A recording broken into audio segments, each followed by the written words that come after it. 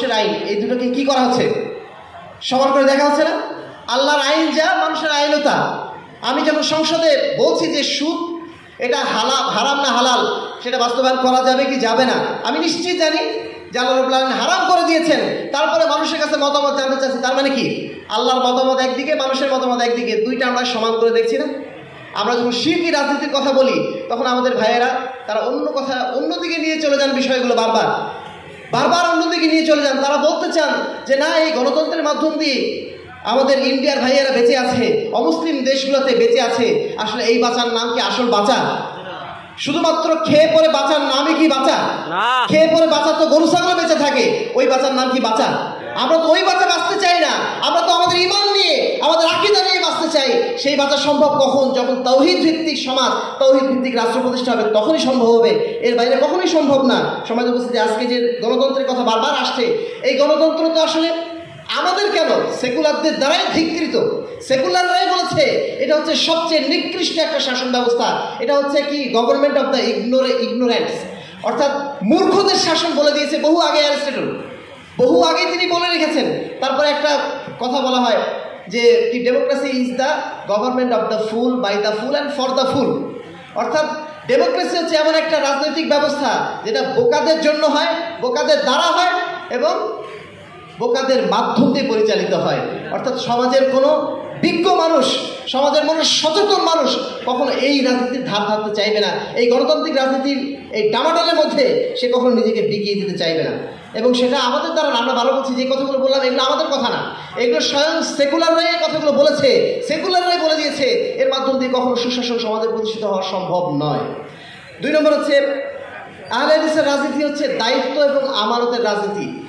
পুরো ইসলামেরই রাজনীতির নামটা কি? এটা হচ্ছে দায়িত্ব এবং আমানত। এটা ক্ষমতার রাজনীতি না।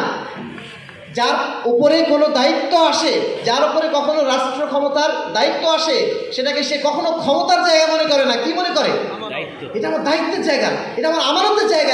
আর এ কারণে ইসলামী নেতৃত্ব সহজে নেতৃত্ব নিতে চায় না, কারণ আল্লাহর কাছে অবশ্যই ধরা খেতে হবে। আল্লাহ রাসূল কি বলছেন? এটা কাল কিয়ামতের ময়দানে নাদামা হয়ে যাবে, লাঞ্ছনার কারণ হয়ে যাবে। আজকে আমরা মনে করছি শাসন ব্যবস্থায় যাওয়া মানে বিরাট একটা কাজ করে ফেললাম, ক্ষমতায় আছে মানে আমি যা বলবো তাই হবে। সমাজ উপস্থিতি, কাল কিয়ামতের ময়দানে এটাই আমাদের জন্য হবে লাঞ্ছনার কারণ। কারণ নিঃসন্দেহে এই জায়গায় যদি আমি দায়িত্ব পালন করতে না পারি, বহু মানুষ আমাদের দ্বারা ক্ষতিগ্রস্ত হবে। সেই ক্ষতিগ্রস্ত হওয়ার দায় কার উপর পড়বে? আমার উপর পড়বে না। এই কারণে কাল কিয়ামতের ময়দানে নেতার বিচার সবার আগে হয়ে যাচ্ছে, সবচেয়ে বেশি হবে। কারণ তার কাছে দায়িত্বটা সবচেয়ে বড় ছিল।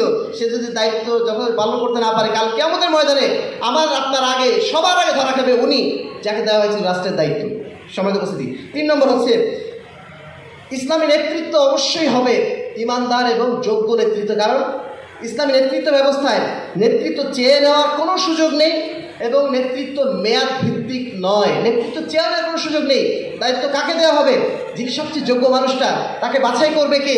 হয় পূর্ববর্তী খলিফা, আর না হলে অন্তত 5-6 জন একটা শুরা বোর্ড, তারা সারা দেশ থেকে খুঁজে সবচেয়ে ভালো মানুষটাকে নিয়ে আসবে।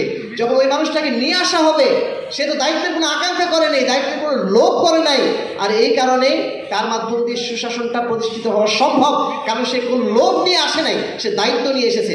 সেই সাথে মেয়াদ ভিত্তিক নয়, কারণ 5 বছর 10 বছর এরকম মেয়াদ ভিত্তিক নয়, বরং এটাকে ওপেন রাখা হয়েছে। যদি আপনি অন্যায় করেন 2 দিন পরে আপনাকে পদচ্যুত করা হবে।